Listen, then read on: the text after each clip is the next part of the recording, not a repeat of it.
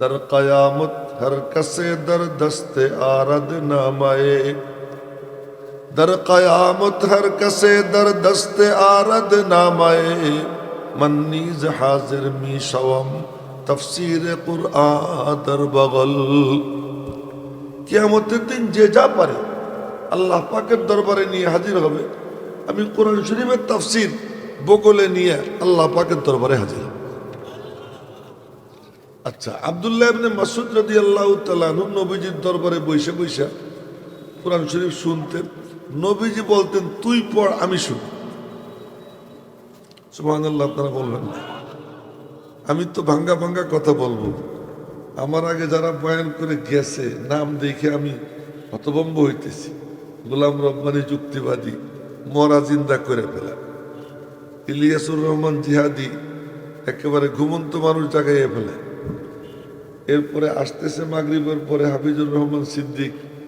তখন তো মনে হয় এখানে রাস্তাঘাটেও জায়গা থাকবে না, সব ভরে যাবে। এর ভিড়ের মধ্যে আমি বুড়া আপনাদের সামনে আসছি, যে কয়জন আছেন আল্লাহ পাকের শুকর আদায় করতেছি আলহামদুলিল্লাহ। আপনারা কি জন্য আলহামদুলিল্লাহ বলেন? এটা আমি বলতেছি আলহামদুলিল্লাহ যে কয়জন আমি পাইছি।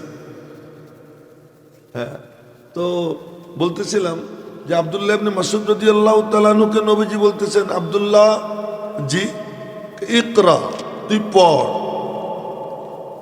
বলে আকরাউ, বুখারী শরীফের হাদিস, আকরাউ ওয়া আলাইকা উনজিল, আপনার উপরে কোরআন শরীফ নাযিল করা হয়েছে আর আমি আপনারে পড়ে শোনাবো।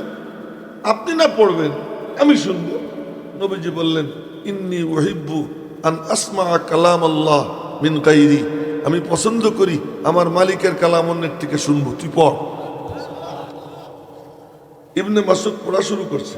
আমাদের এখানে যদি কিরাত পড়া শুরু হয়, আধা পৃষ্ঠা পড়লেই ঘোষক বক্তা মনে মনে করে থামে না কেন, এত লম্বা করে কেন? অনেক সময় ঘোষক পিছনে বলে সাদাকাল্লাহ পড়, শেষ কর। উনি পড়া শুরু করছেন সূরা নিসা। সূরা নিসা শুরু হয় চতুর্থ পড়ার 16 পৃষ্ঠার থেকে।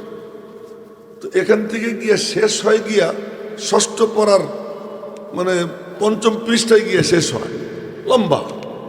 উনি পড়া শুরু করছেন, 5 আর 4 9 পৃষ্ঠা পড়া হয়ে গেছে। 9 পৃষ্ঠা পড়া শেষ, না ভুল বলছি, 5 আর 3 8 পৃষ্ঠা পড়া শেষ হয়ে গেছে। 9ম পৃষ্ঠা শুরু করছেন, 8 পৃষ্ঠা নবীজি শুনতেছেন চোখ বন্ধ করে তন্ময় হয়ে। আব্দুল্লাহ ইবনে মাসউদ, ফাকাইফা ইযা জিনা মিন কুল্লি উম্মাতিন বিশাহীদ ওয়া জিনা বিকা আলা হাউলাই শাহীদা। এই পর্যন্ত পড়ছেন। নবীজি বললেন, আব্দুল্লাহ থামো। আব্দুল্লাহ বলেন, আমি থামলাম। নবীজির দিকে তাকাইয়ে দেখি ফাইদান আইনাহু তাজরিফান, নবীজির দুই চোখ দিয়া দরদর করে পানি পড়তেছে, নবীজি শুনতেছে। আব্দুল্লাহ ইবনে মাসউদ, আব্দুল্লাহ ইবনে মাসউদ রাদিয়াল্লাহু তাআলা আনহুর ভাগ্য যে একটানা 8 পৃষ্ঠা কোরআন নবীজি ওনার থেকে শুনছেন। উবাই ইবনে কাবের ভাগ্য যে নবীজি বলেন, আল্লাহ তোর নাম নিয়ে আমাকে বলছে তোরে কোরআন শরীফ পড়ে শুনাইতে। ইন্নাল্লাহ আমারানি আন আকরা আলাই, আল্লাহ পাক আমারে হুকুম করছেন তোমারে পড়ে শুনাইতে। আমি যা বলতেছি সব কিন্তু বুখারী শরীফের হাদিস। আব্বাজানরা পরস্পরে কথা কইেন না, কেউ এদিকে চাইয়ে থাকেন, মনোযোগ দিয়ে শুনেন, দিল দিয়ে শুনেন, লাভ হবে। আর দিল দিয়ে না শুনলেন ফায়দা হয় না। ওই কথা কইতে গেলে অন্য কথা কোয়া যাবে না, দেখতে দেখতে মাগরিবের নামাজের টাইম হয়ে যাবে। হ্যাঁ, এই জন্য আমার জন্য সুবিধা, এখন আর লম্বা করতে চাইলেও পারবো না, আপনারাও পারবেন না লম্বা করে। নির্দিষ্ট সময় বেঁধে দেওয়া আছে আল্লাহর পক্ষ থেকে। তো যার নাম আল্লাহ নিছেন যে ইন্নাল্লাহ আমারানি আন আকরা আলাই, সে এত বড় উপরে উঠে গেছে যে নবীজি বললেন, আকরাউহুম লিকিতাবিল্লাহ উবাই ইবনে কাব, আল্লাহর কিতাবের লেফটেন্যান্ট জেনারেল। বুঝেননি? লেফটেন্যান্ট জেনারেল, হ্যাঁ, সবচেয়ে বড় পদ ধারী কে? উবাই ইবনে কাব। কেন? আল্লাহ পাক নাম নিছে। উনি বলতেছেন, আল্লাহ সম্মানই লাগ, আল্লাহ আমার নাম নিছেন বইলা ও বাঁকা কান্না শুরু করছে। নবীজি বললেন আকরাউহুম লিকিতাবিল্লাহ উবাই ইবনে কাব। আব্দুল্লাহ ইবনে মাসউদ তারে নবীজি পড়ে শুনেছে। পড়ে শোনার বরকত কি হয়েছে? হযরত হুযায়ফা রাদিয়াল্লাহু তাআলা আনহুকে জিজ্ঞেস করেন উলামা ইকরাম, আমার মাথায় যে কথা আসে আমি সেই কথাই বলি। হযরত হুযায়ফা রাদিয়াল্লাহু তাআলা আনহুকে জিজ্ঞেস করতেছে লোকজন, ফতোয়া জিজ্ঞেস করতে, মাসলা জিজ্ঞেস করতে কার কাছে যাব? নবীজি নাই, আবু বকর নাই, ওমর নাই, কার কাছে যাব? হযরত হুযায়ফা তখন বললেন লাকাদ আলিমাল মাহফুজুন মিন আসহাবি রাসূলিল্লাহি সাল্লাল্লাহু আলাইহি ওয়াসাল্লাম আন্না আকরাবাহুম সামতান ওয়া দাল্লান ওয়া হাদিয়ান বিরাসূলিল্লাহি সাল্লাল্লাহু আলাইহি ওয়াসাল্লাম।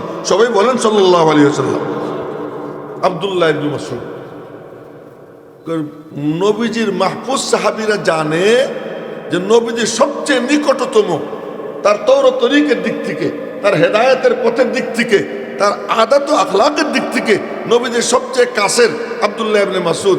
তোমরা আব্দুল্লাহ ইবনে মাসউদের কাছে যাও। জোরে বলেন না সুবহানাল্লাহ। ওই আব্দুল্লাহ ইবনে মাসউদ কোরআন শরীফ নবীজির কাছ থেকে শুনে শিখছেন বিশেষভাবে। এবং উনি হযরত উসমান গনি কোরআন শরীফ যখন জমা করলেন, বললেন সবাই নুসকা আমার কাছে দিয়ে দাও। দিয়ে দেওয়ার পরে উনি সব আগুন দিয়ে জ্বালাই দিয়েছেন, শুধু একটা কেরাত বাকি রাখছেন। আব্দুল্লাহ ইবনে মাসউদ তার নুসকা দেয় না। সাগরেদরা কয় সবাই দিল, আপনি দিবেন না? কয় না, দিব না। কেন? আল্লাহ পাক বলছেন অমাইয়াগলুল ইয়াতি বিমা গাল্লা ইয়াউমাল কিয়ামাহ, যে কোনো খিয়ানত করবে, খিয়ানত সাথে নিয়ে কিয়ামতের দিন উঠবে। এই কোরআন শরীফের নুসখা আমি এটা খিয়ানত করলাম, খলিফার কাছে দিলাম না, তা আমি আশাবাদী এইটা বগলে নিয়ে হাসরের ময়দানে আল্লাহর সামনে হাজির হব। দার কিয়ামত হর কাছে দর দস্তে আরদ নামায়ে মন্নিজ হাজির মিশাম মুসহাফি হাজা দর বগল। কিয়ামতের দিন যে যা পারে আল্লাহর দরবারে নিয়ে হাজির হবে, আমি এই মুসাফ নিয়ে আল্লাহ পাকের দরবারে হাজির হব। আমাদের পুঁজি কি? আমাদের পুঁজি হলো এই যে আমি নূর হুসাইন কাসেম হিসেবের জুতা সুতা করছি। ওই যে আব্দুল্লাহ ইবনে মাসউদের নাম নিলাম, আব্দুল্লাহ ইবনে মাসউদের নামের আগে কোনো শাইখুল হাদিস নেই, আল্লামা নাই, কাল্লামা নাই। এদিক ওদিক তাকাইও না, এদিক চাই, মনোযোগ দিয়ে শুন। কার নাম নিতেছি, কি সমস্ত নাম আসতেছে, এই নামগুলোর মহব্বত নিয়ে, আজমত নিয়ে এদের কথা শুনবো। একটা কথা দেরে লাগিয়ে গেলে আল্লাহ জীবনের মোড় পাঠিয়ে দিবে, জীবনের মোড় পাঠিয়ে। আব্দুল্লাহ ইবনে মাসউদ রাদিয়াল্লাহু তাআলা আনহু হ্যাংলা পাতলা ছিলেন, একদম চিকনে চাকনা। উনি তখনও মুসলমান হননি, বকরি চড়াইতেছে। কিন্তু আল্লাহ পাকের ওনার ভিতরটা খুব পছন্দ। যার ভিতর ভালো, কোনো না কোনো সময় আল্লাহ পাক নিজে হাতে ধরে তাকে হেদায়েতের পথে নিয়ে আসে।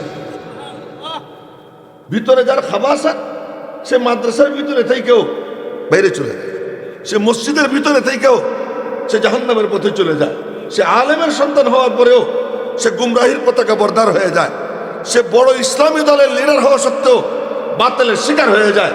যার ভিতরের মধ্যে কি তাকে খাবাসাত থাকে। আর যার ভিতর সুন্দর থাকে আল্লাহ পাক তারে কিভাবে নিয়ে যায়। তো উনি বকরি চড়াইতেছেন, রাখাল, এক কাফেরের চাকরি করেন, উনি নিজেও কাফের, নিজেও মুসলিম। ওই সময় ওনার পাশ দিয়ে যাইতেছেন নবীজি আবু বকরকে সাথে নিয়ে। আবু বকর তো ছায়া সঙ্গী, নবীজি যেখানে যাইতেন ছায়ার মতো সঙ্গে থাকতেন, কোনো সময়ের জন্য আলাদা হইতেন না। তো যাইতে সময় খিদে লাগছে, তা আমি তো খিদা লাগলে ওনার কাছে বলবো না আমার খিদা লাগছে, কারণ ওনার সাথে আমার খাই খাতির নেই। কিন্তু খিদা লাগলে আমি সুলাইমানকে বলবো খিদা লাগছে, কেন ওর সাথে আমার ফ্রি সম্পর্ক। নবীজির খিদা লাগছে, বলেন আবু বকর পেটে খুব খিদা, কিছু খাইতে হবে, কি করা যায়? দেখলেন যে ওই ছেলেটা বকরি চড়াইতেছে।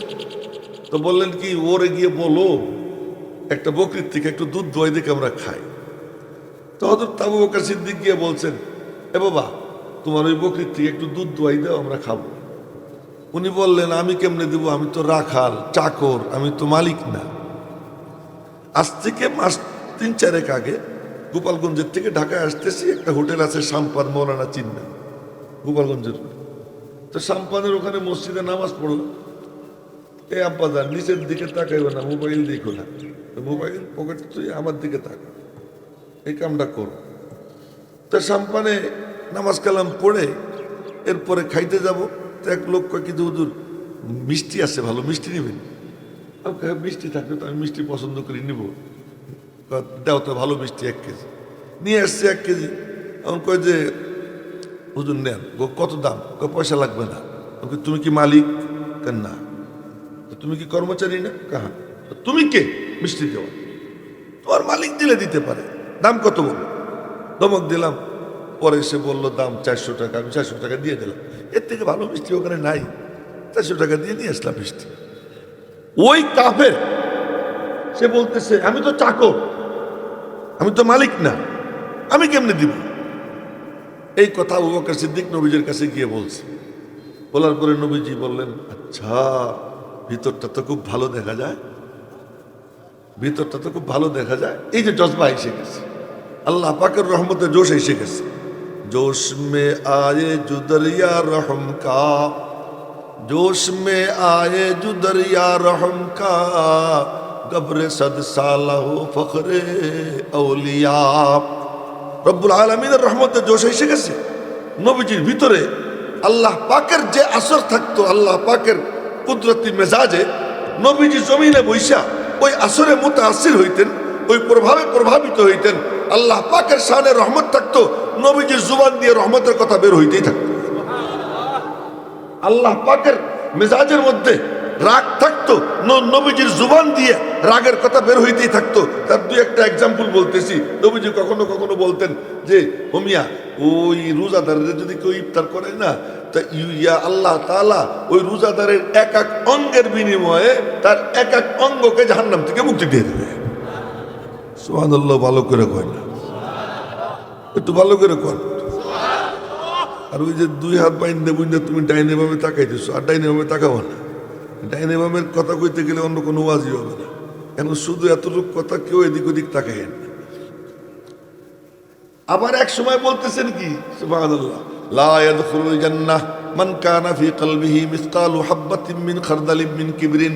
লা ইয়াদখুলুল জান্নাহ মান কানা ফি কলবিহি মিসকালু হাববাতিন মিন খারদালিন মিন বুখলিন।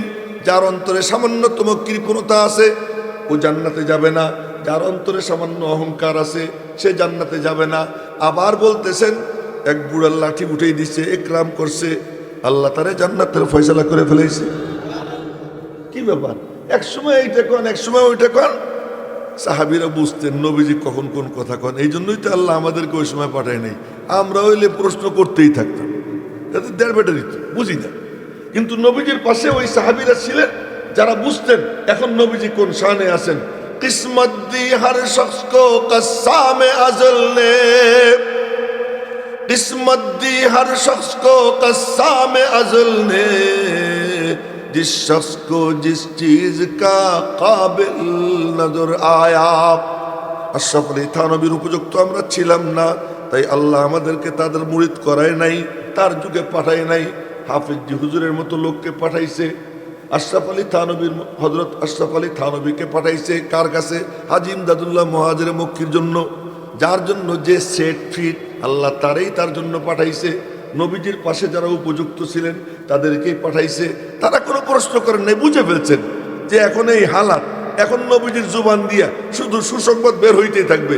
একবার সুসংবাদ বের হইতেছে কি, নবীজি বলতেছেন আল্লাহ পাক রহমতে জোশ আসবে, জাহান্নাম থেকে এক অঞ্জলি ভইরা আল্লাহ জান্নাত দিয়ে দেবেন। আবু বকর কয় কি জিদ, নবীজিরে বলতেছে ইয়া রাসূলুল্লাহ জিদ বাড়াইতেন। নবীজি বললেন আর এক অঞ্জলি উঠাবে। সুবহানাল্লাহ। আগামীকাল করবেন আপনারা, আর এক অঞ্জলি উঠাবে। হযরত ওমর বলতেছেন, হযরত আবু বকর বলতেছেন জিদ, হযরত ওমর কয় থামেন আপনি, খালি জিদ জিদ শুরু করছেন। দেখেন তামাশা, 2 বুড়া নবীজির শ্বশুর। ওমর বলতেছেন এই আপনি জিদ জিদ বাদ দেন। আবু বকর কয় তোর কি হয়েছে? আমি আল্লাহ পাকের রহমতে জোশ আসছে একটু বাড়াই নেই, তোর অসুবিধা কি? ওমর কয় কি আমার আল্লাহ ইচ্ছে করলে এক অঞ্জলি দিয়ে সব জাহান্নামীরা কাইছে একবারে আল্লাহ জান্নাত দিবার পারে।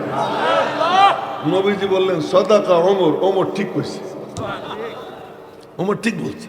তার মানে আল্লাহ পাক কখনো শানে রহমতের মধ্যে ডুবে থাকতো। ওই শানের রহমত যখন আল্লাহ পাকের শানের রহমতের মধ্যে জোশ আসতো, নবীজির উপরে ওর প্রভাব পড়তো, আর নবীজি ওইগুলো বলতে থাকতেন, শুধু রহমতের কথা, সুসংবাদের কথা। আবার যখন আল্লাহ পাকের শানে গজবের মধ্যে দাউ দাউ করে আগুন জ্বলতো, নবীজির চেহারা লাল হয়ে যেত, গলার রক ফুলে যেত, আদনা আদনা গুনার কারণে নবীজি জাহান্নামের ধমকি দিতেন। এই অবস্থা ছিল। তো আব্দুল্লাহ ইবনে মাসউদের ওই নাম কয়ে ফেলাইলাম, মনে করছিলাম নামটা পরে কম, কিন্তু আগে বলা হয়ে গেছে। ওই যুবক যখন বলছে এই কথা, যাক নাম যখন যাই নেই ফেলাইছেন, সমস্যা কি? তো ওই যুবক যখন এই কথা বলছে যে আমি তো চাকর, আমি তো মালিক না, তো নবীজির ভিতরে জজবা এসে গেছে। বলেন আবু বকর, ওরে গিয়ে বলো তো, যে বকরির দুধ নাই ওই বকরির থেকে যদি দুধ খাই আমরা, ওর কোনো আপত্তি আসেনি। তো গিয়ে বলছে তোমার যে বকরির দুধ নাই ওখান থেকে খাইলে কোনো আপত্তি আসেনি, তাতে কি আপত্তি? তো নবীজি দুধহীন বকরির একটার স্তনে গিয়ে হাত লাগাইছে, হাত লাগাইছেন আর দুধে ভরে গেছে। এবার ওখান থেকে দুধ দহন করছে, নবীজি খাইলেন, আবু বকর খাইলেন। আর আমাদের মতো দুধ মানে দোয়াইয়া এরপরে জ্বালাইয়া ঘোড়ার ডিম নষ্ট করে নবীজি খাইতেন না। নবীজি কাঁচা দুধ, তার উপরে ফেনা উঠতো, ফেনার উপরে পানি মেরে দিতেন, ফেনা নিচে নেমে যেত, কাঁচা সালেম সহি সালেম দুধ খাইতেন। দুধ খাইতেন তো ওই সময় আর গোস্ত খাইতেন না, গোস্ত খাইতেন তখন আর দুধ খাইতেন না। এই জন্য নবীজি কোনো সময় পেটে বুটবাট করে নেই। আমরা দুধও খাবো, গোস্তও খাবো, আর কত পদের আইটেম। আজকে সুলাইমানের বাসায় উড়ে আইটেম, এখন আমি কোনটা তুই কোনটা খাবো, আমি বড় বিপদে পড়ে গেছি, বিপদে পড়ে গেছি, এত আইটেম। এই জন্য হাদিসে আসছে, মা আকালা রাসূলুল্লাহ সাল্লাল্লাহু আলাইহি ওয়াসাল্লাম আলা খিওয়ানিন ওয়ালা সুকুররুজাতিন ওয়ালা খুবিজা লাহু মুরাক্কাক, সহিহ তিরমিজি শরীফের হাদিস। নবীজি এরকম কি করতেন না, বহু আইটেম নিয়ে খাইতেন না, বহু আইটেম নিয়ে খাইতেন না। আবার বহু আইটেমেরও সাবেত আছে। হযরত খলিল আহমদ সাহারানপুরি রহমতুল্লাহ আলাই এ মনোযোগ দিয়ে শুনেন, থানবী রহমতুল্লাহ আলাইর ওখানে গিয়ে মেহমান হয়েছেন। তো গিয়েছেন, দেখেন যে অনেক আইটেম। তো বললেন যে কি এত আইটেম করছো কেন, এত আইটেম কেন করছে? হয়তো থানবী বলতেছেন, আপ থোড়ে থোড়ে ফাঁসেলা পর আ যায়া করে, মাই বি আইটেম কম করুঙ্গা। আপনি অল্প অল্প কয়দিন পর পর আইসেন, আইটেম বেশি করবো না। আপনি আসবেন 6 মাস 1 বছর পরে, তা আমি কি করবো? তা আপনি 6 মাস 1 বছর পরে আসেন, এই জন্য আমি বেশি আইটেম করি, খায়ের, এটা তো অন্য কথা ছিল। তো নবীজি দুধের উপরে পানি দিয়ে দিতেন, পানি দিয়ে দিলে ওইটা নিচে ফেনা চলে যেত, কাঁচা দুধ খাইতেন। স্বাস্থ্য কি ছিল, 24 ঘন্টা একবার বাথরুমে যেতেন। সুবহানাল্লাহ কহেন। আমাদের তো মাশাআল্লাহ ওয়াজের মধ্যে দেখি, ওয়াজ চলতে থাকে, মাঝখানে ওইটা বুড়া মেয়ে হাঁটা দিছে, যুবক হাঁটা দিছে, কই যায় আঙ্গুল দেখায়। তখন আমি যদি আঙ্গুল দেখাই তাহলে কি হবে? এখন বলেন, আমি বয়ান করতেছি, আমি করলাম কি, এই আমি যদি হাঁটা দিই আপনারা কি করবেন? আপনারা আঙ্গুল দেখাইয়া যান, আমি কি করব না? এই যে আমাদের অবস্থা। সাহাবা ইকরামের স্বাস্থ্য কি ছিল? শুধু সাহাবী না, নবীজির বিবিরা, কুন্না কুন্না নাতাগাওয়াতু মিন লাইলিন ইলা লাইলিন, কুন্না নাযহাবুল বারাজা, আমরা এই বাউল বারাজের জন্য যাইতাম, আমরা বাথরুমে যাইতাম 1 রাত থেকে আর 1 রাত পর্যন্ত, 24 ঘন্টা মাত্র একবার, 24 ঘন্টা একবার। তো ওনাদের ফিটনেস এমন ছিল কেন? খাইতেন কম, আবার খাইতেন সলিড। এখনো যে সমস্ত বুড়া আছে না, এদের স্বাস্থ্য ওনার থেকে ভালো। কি টাইট, ঠিক, আমি কি বেঠিক কইতেছি? আমি তো ঠিকই কইতেছি, যাই না শুনেই কইতেছি। এই বুড়ারা যখন মুসাফা করে চাপ দেয়, আমি দেখি ও মা আমার থেকে অনেক বেশি শক্তি পায়, এমন ভাবে চাপ দেয়। বুড়াদের স্বাস্থ্য ভালো, ভালো ভালো খাইছে। যাই হোক, তো নবীজি দুধ খাইলেন, আবু বকরও খাইলেন এবং ওনারেও দিলেন। এই দৃশ্য দেখে হা করে দেখা পরে কয় আশহাদু আল্লাহ ইলাহা ইল্লাল্লাহ ওয়া আশহাদু আন্না মুহাম্মাদুর রাসূলুল্লাহ, সাথে সাথে মুসলমান হয়ে গেছেন। মুসলমান হয়ে নবীজির সঙ্গে গেছেন। দেখেন ডিগ্রি কারে কয় কথা বলতেছিলাম। আজকে আমার বড় ভালো লাগছে হলো এটা, যে আমার উস্তাদ আল্লামা নূর হুসাইন কাসেমি রহমতুল্লাহ আলাই এবং আল্লামা কাদিম মোহতাসিমুল্লাহ রহমতুল্লাহ আলাই, এই দুইজনের নাম দিয়ে বলছে, আমি ওনাদের শাগরেদ। এইটা আমার বড় খুশি লাগছে। আল্লামা লেখা দেখে একটু খুশি লাগে না, সত্যি বলতেছি, এটা মিশা কথা। এই যা লেখছে আল্লামা, এই আল্লামা ইয়াহিয়া মাহমুদ, এরপরে আল্লামা অমুক, এগুলো মিশা কথা। কি আর আল্লামা, আল্লামা এত সোজা। পরে কোনোদিন দেখা হইলে অন্য আবার মনে মনে ভাববে হুজুর আগামী দাওয়াত চাইতেছে। পরে কোনোদিন দেখা হইলে আল্লামার বয়ান দেবো যে আল্লামা কি জিনিস। তো আব্দুল্লাহ ইবনে মাসউদ মুসলমান হয়ে গেছে। মুসলমান হয়ে এখন আর কিসের রাখা, মুওয়াহিদ চেবর পায়ে রিজি জরাস, মুওয়াহিদ চেবর পায়ে রিজি জরাস, চে ফৌলাদ হিন্দি नहीं बरसरास, उम्मीदो है रासस नबाशद ज़िकास, हमी नस्त बुनियाद तौहीद बास। যার সিনার মধ্যে তাওহীদ এসে যায় তার আর কোনো ঠেকাঠেকি থাকে না, কার কোনো ইহতিয়াজ থাকে না, কারো কোনো মুখাপেক্ষিতা থাকে না। তখন তার মধ্যে আর মালিকের মাঝখানে কোনো পর্দা থাকে না, ডাইরেক্ট আল্লাহ পাকের সাথে তার সম্পর্ক কায়েম হয়ে যায়। তো এবার আব্দুল্লাহ ইবনে মাসউদ ওই রাখালগিরি ছেড়ে দিয়া নবীজির কাছে গেছে। শুনেন মনোযোগ দিয়া, এ পিচ্ছি তোরাও মনোযোগ দিয়ে শুনিস, পরস্পরের কথা কইস না। আমি কিন্তু তুই পাগড়িওয়ালা তোরেও দেখছি, এদিক ওদিক তাকাইছিলি, এদিক ওদিক তাকাবি না। এখন নবীজির কাছে গেছেন, নবীজি দেখতেছেন ভিতরটা তো সাংঘাতিক যোগ্য, ছেলেটার ভিতরটা খুব ভালো।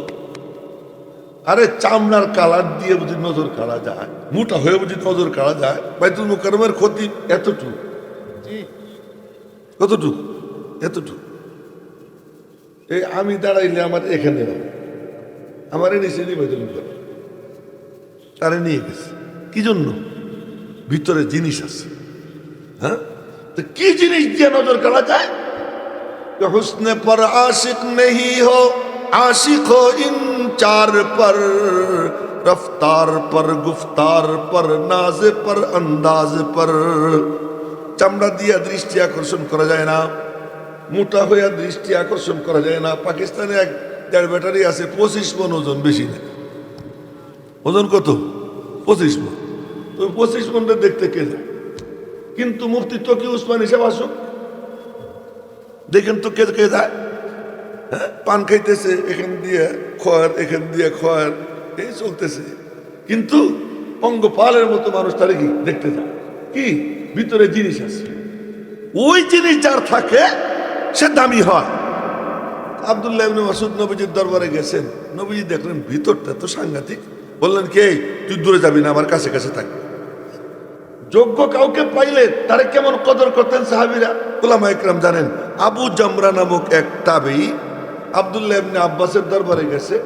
কয়েকদিন দেখে কইলেন কি, এ আবু জামরা তুই আর কোথাও যাইস না, কি আকিম ইনদি, আমার কাছে থাক, হাত্তা আজআলা লাকা মালাম মিন আর নাসিবাম মিন মালি, আমি তোরে আমার মালের ওয়ারিস বানাবো। এই আবু জামরাকে নিজের কাছে রেখে দিয়েছে। কেন? ভিতরে প্রতিভা দেখছে। নবীজি ওই জিনিস, যার ভিতরে প্রতিভা আছে তারে দূরে সরতে দিতেন না। আব্দুল্লাহ তুই আমার কাছে থাক, আব্দুল্লাহ কাছে থাক। কাছে থাকতে থাকতে সবাই মনে করতো নবীজির পরিবারের সদস্য। সুবহানাল্লাহ কইতে মনে হয় দুই একজন তাও কইতেছে, শরম পাইতেছে যে ভুল হয়ে যেতেছে। সবাই মিলে কইলে কোনো গুনাহ হবে নাকি? তো সবাই মিলে বলেন সুবহানাল্লাহ। এই ফাঁকে একটা সুসংবাদ দিয়ে দেই, কামা তাহিয়াউনা তামুতুন ওয়া কামা তামুতুনা তুবাসুন। নবীজি বলছেন, যেমন জীবন তেমন মরণ, যেমন মরণ তেমন হাসর। যার আল্লাহ আল্লাহ বলতে অভ্যাস, সুবহানাল্লাহ বলতে অভ্যাস, আল্লাহু আকবার বলতে অভ্যাস, মৌত তার ওই রকম আল্লাহ বলতে বলতে হবে। আব্দুল্লাহ ইবনে মুবারক মৃত্যুসজ্জায় শায়িত, সাকারাতুল মৌতের অবস্থা শুরু হয়ে গেছে, মৃত্যু যন্ত্রণা শুরু হয়ে গেছে। এমন সময় পাশে বসে একজন ওই হাদিসের উপর আমল করে। নবীজি বলছেন, লাক্কিনু মাউতাকুম বিশাহাদাতি আল্লাহ ইলাহা ইল্লাল্লাহ। তোমাদের মৌত এর বিছানায় শোয়া ব্যক্তির পাশে বসে বসে কলেমায়ে শাহাদাতের তালকিন করবা। তালকিন কেমনে করে? তুমি বসে বসে পড়বা, সে শুনবে, শুই না কপাল ভালো হইলে সেও পড়বে, এই কাম করবা। একজন বসে বসে কলেমা শাহাদাত পড়তেছে, কলেমা তয়বা পড়তেছে। আব্দুল্লাহ ইবনে মুবারক কয়, আশহাদু আল্লা ইলাহা ইল্লাল্লাহ ওয়া আশহাদু আন্না মুহাম্মাদার রাসূলুল্লাহ, লা ইলাহা ইল্লাল্লাহ মুহাম্মাদুর রাসূলুল্লাহ। এটা বলার পরে আবারও বলতেছে, আশহাদু আল্লা ইলাহা ইল্লাল্লাহ। আব্দুল্লাহ ইবনে মুবারক, এই চুপ কর, চুপ কর, আমার ডিস্টার্ব করিস না। তার মানে তুই শুনিস নাই আমি কলেমা পড়ছি? তুই শুনছি তো আমার ডিস্টার্ব করিস না। উনি কি বুঝবেন? উনি তো বুঝে ফেলেছেন ডিস্টার্ব মানে উনি যখন দেখতেছেন যে জান্নাত থেকে সিঁড়ি নামছে, আসমান থেকে সিঁড়ি নামছে, নূরের ফেরেশতারা আসছে, জান্নাতের ফলমূল ওনার সামনে ঝুলতেছে, উনি ওইগুলোর মধ্যে ডুবা। নবীজির ইন্তেকালের সময় সাহাবীরা পাশে বসে বসে গল্প সল্প করে, একটু ঝগড়াঝাটি করে। নবীজি বললেন যে তোমরা ওঠো তো, এখান থেকে ওঠো, দাউনি, আমার ছাড়ো, ছেড়ে তোমরা দূরে যাও। ফাল্লাযী আনা ফীহি খায়রুম মিম্মা তাদউনানি ইলাইহি। আমি যা যা বলতেছি ম্যাক্সিমাম বুখারী শরীফের হাদিস। আমি যার মধ্যে এখন ডুবা, এটা তোমরা যেদিকে আমার ডাকতেছো তার থেকে অনেক ভালো। আব্দুল্লাহ ইবনে মুবারক বলতেছেন আমি যেটার মধ্যে ডুবা আছি এইটা এখন তোরা যা করতেছিস এর থেকে অনেক ভালো, আমার কেন ডিস্টার্ব করিস? তো জীবন যেমন মরণ তেমন। তো জীবন যদি কারো হয় সুবহানাল্লাহর উপরে, জীবন যদি হয় আলহামদুলিল্লাহর উপরে, জীবন যদি হয় নামাজে আল্লাহু আকবরের উপরে তাকবীরে তাহরিমা, জীবন যদি হয় রুকুতে গিয়ে আল্লাহু আকবর বলে সুবহান রাব্বিয়াল আযীমের উপরে, জীবন যদি হয় সিজদায় গিয়ে সুবহান রাব্বিয়াল আলার উপরে, তো হবেটা কি? কবরে গিয়ে প্রথম প্রশ্ন করবে মার রব্বুকা। ইন্তেকালের সময় ব্যথা পাবে, তখন সেই ব্যথার সময় কাউকে না কাউকে ডাক দেয়। যখন ব্যথা লাগে, বাচ্চার যখন ব্যথা লাগে